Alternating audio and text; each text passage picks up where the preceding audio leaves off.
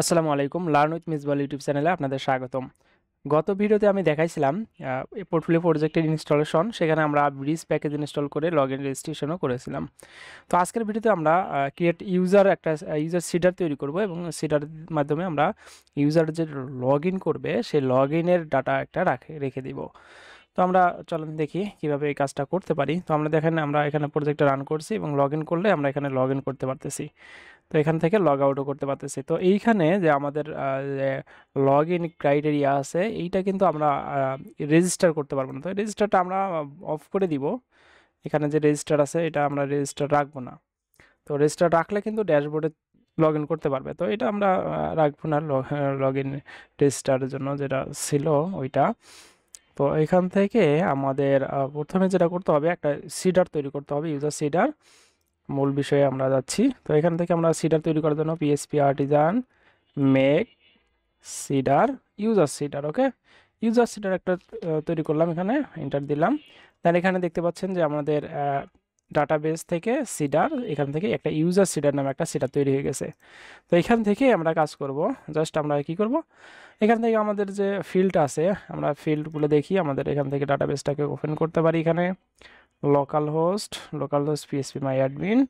এখান থেকে আমাদের যে পোর্টফোলিও আমরা এখান থেকে সার্চ দিতে পারি কিভাবে। এখান থেকে আমরা .env-তে চলে গেলাম। আমরা ডাটাবেসটা জাস্ট এখান থেকে কপি করে নেব। এই যে এখানে পোর্টফোলিও ওয়াই নামে যেটা ছিল ওইটা। দেন এখান থেকে ডাটাবেজেস থেকে এখানে সার্চ, ওকে। দেন এখানে যা আমাদের চলে আসছে, এখান থেকে আমাদের ইউজার। তো ইউজারের জন্য এই যে এখানে আছে। তো আমরা যদি মাইগ্রেট ফ্রেশ করি তখন কিন্তু এটা থাকবে না আর, ওকে। তো আমরা এখানে মাইগ্রেট ফ্রেশ করি, দেখি PSP Artisan migrate fresh. Migrate fresh করলাম। তো এখানে রিলোড দিলে এখানে চলে গেল সব কিছু, ওকে। দেন আমরা এখানে কাজ করব সিডারের মধ্যে, এই যে সিডার, এই সিডারের মধ্যে। তো এখান থেকে আমাদের যে ইউজার মডেল আছে, ইউজারটাকে কল করব, ইউজার মডেলকে কল করলাম। দেন হচ্ছে ক্রিয়েট করব, একটা ইউজারকে ক্রিয়েট করব, নেম অ্যাডমিন দিব, জাস্ট বা ইমেল একটা দিব, ইমেইল। তো আমাদের ফিল্ডগুলো কিন্তু আমাদের ওইভাবে দেওয়া আছে। ইমেল আমরা হচ্ছে admin@gmail.com এটা দিলাম। দেন এখানে পাসওয়ার্ড দিব, পাসওয়ার্ড এখানে কি দিব, 8টা 1 দেই, ওকে। 8টা 1 দিলাম। দেন এখান থেকে আমাদের ইউজারটাকে ইম্পোর্ট করতে হবে।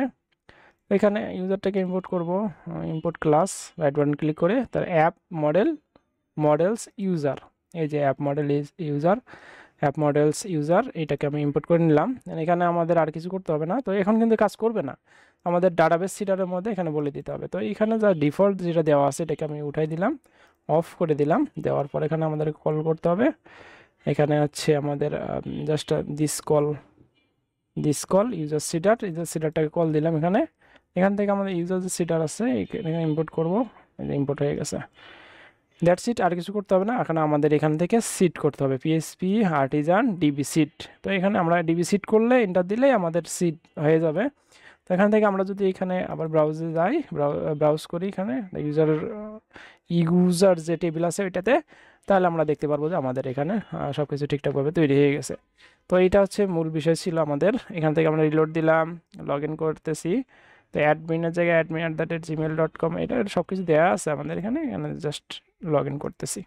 তো এই ছিল আজকের ভিডিওটি যদি ভালো লেগে থাকে তাহলে লাইক কমেন্ট শেয়ার করতে ভুলবেন না। আর আপনি যদি চ্যানেলে নতুন হয়ে থাকেন তাহলে অবশ্যই চ্যানেলটি সাবস্ক্রাইব করে পাশে থাকা বেল বাটনটি বাজিয়ে রাখবেন, যাতে করে পরবর্তী ভিডিওর আপডেট পান।